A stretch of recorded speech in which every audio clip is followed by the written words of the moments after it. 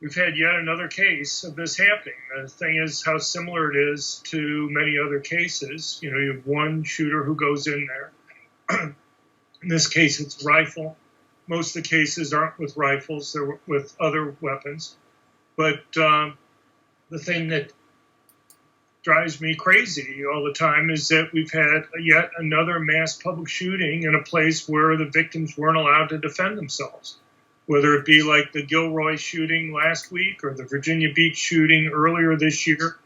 You have a so-called gun-free zone where the victims aren't allowed to defend themselves. And, you know, you look since 1950, about 95% of these mass public shootings over that period of time keep on occurring in these areas where people are prevented from defending themselves. If you go around in Texas, you know, probably 98% of the public places in Texas you're allowed to carry your permanently concealed handgun.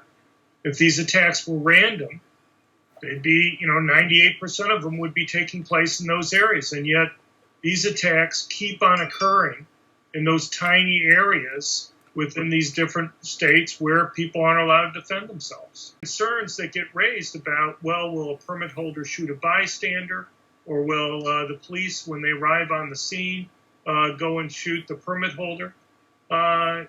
Those things just don't occur. If you look at any of the places where permit holders have been legally able to go and carry a gun, there's not one single case where a permit holder has shot a bystander, and not one single case where the police, when they've arrived, have accidentally shot the permit holder. So are those types of things possible? Sure. But at least you would think you'd be able to point to, you know, a number of cases, or at least one case, where a permit holder shot a bystander as evidence that there is a risk to this. Instead, you have dozens of cases where permit holders have stopped what otherwise would have been really horrible attacks.